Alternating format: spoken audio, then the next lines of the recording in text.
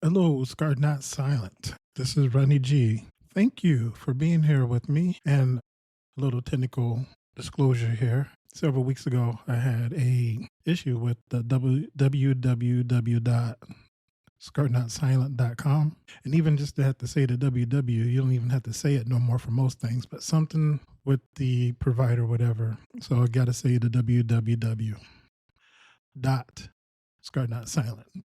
So it is working. And I had discovered it wasn't working like several weeks ago. So it's working now. So that's where you could get all the shows in one. Basically, it's a website. And then also, if you follow me on Amazon, I had noticed too that only one show was showing on Amazon. And so I had made a conversion over to Buzzsprout. And so the conversion might have not fully taken place. The previous host was pretty difficult to formulate. I was like, okay, enough of this. And so I might have lost you on that one. So hopefully within a day or so, all the shows will be on Amazon if you use Amazon's podcasting. Okay, done with that. So I know when I left you, I was getting pretty close to just being done working there. I had finally overcome the pneumonia for the week that I was gone. Went back to the office and found that my desk was now put into the admissions office, and my computer was in the box. Nothing was set up. It was potting soil over my desk. Basically, they just moved everything in there and didn't set me up. So when I went to work that morning, I started in my morning office trying to figure out how to clean my office and get ready for the day. And mornings can be hectic. So that immediately put a taste in my mouth. I thought this must be a sign that they're ready for me to go and I'm ready to go. So to me, the writing was on the wall. I was pretty much done. And then I think I stayed a couple more weeks or so. Maybe I stayed about another month. I think I gave it like another month actually. And then decided that it was time to go. And we had at that time, I think they hired another social worker as my assistant. And I think that was through like a connection from the administrator. We didn't blend well.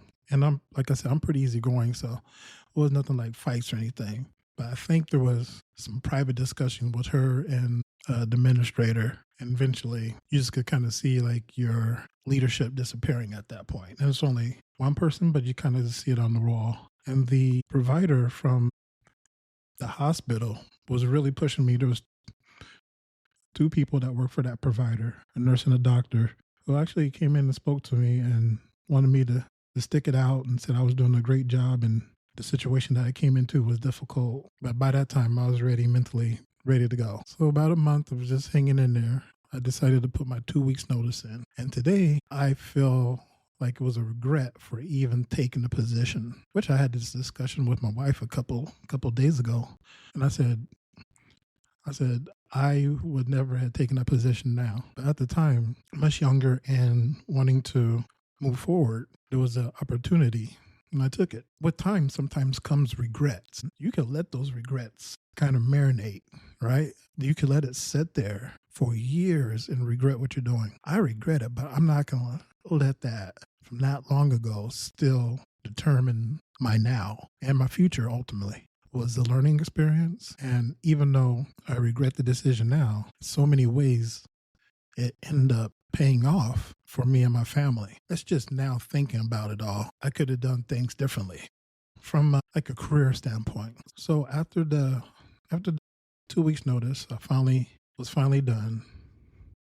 Immediately I could feel the weight off my shoulders, but that weight didn't stay off too long. Because now there's a whole other slew of problems that I'll have to deal with. I no longer bringing in an income. I'm still sick. I have about a month left on this Airbnb. Had a house in Tucson. We had adult children living in the home. They both were working, but they weren't paying any rent or anything like that. And Marie was still at the house in Tucson and working and having young adults had started taking a toll on the house. Started getting more people coming to the house, which for me, if I was there, it'd be a totally different story. because I wasn't one to let the place to be a hangout place. But it just became overwhelming. Having some of that weight taken off my shoulders really, in the bigger scheme of things, created a dump truck on my shoulders. And mentally, it was a slow process, but I could feel myself slowly.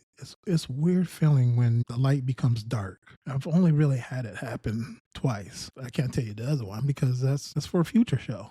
But this one was a progression. And I was at the Airbnb and I didn't leave it often.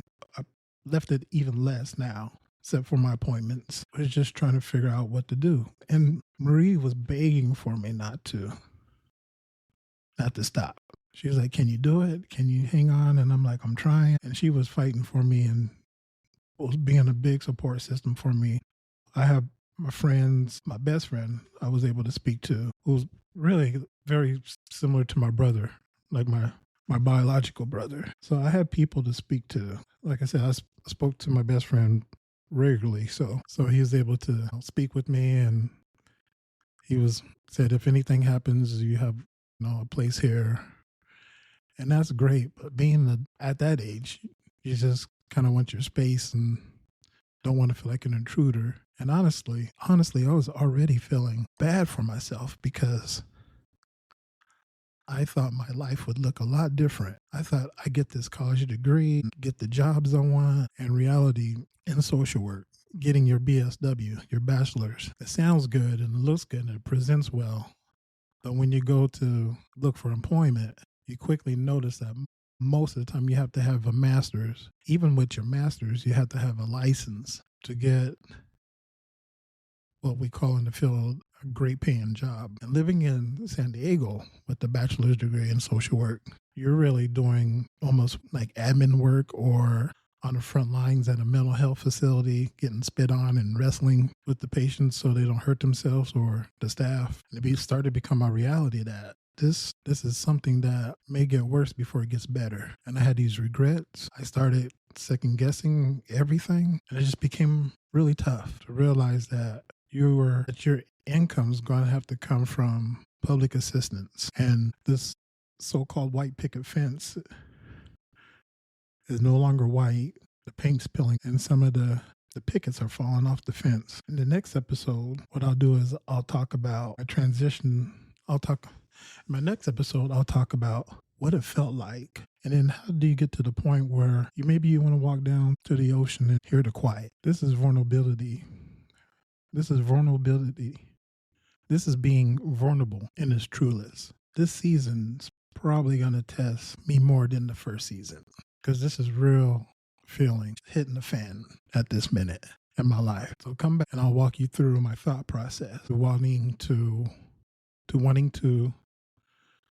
keep walking in the ocean until it was quiet. I want to thank you for being here. Scarred Not Silent. And this is the real. This is not the fairy tale.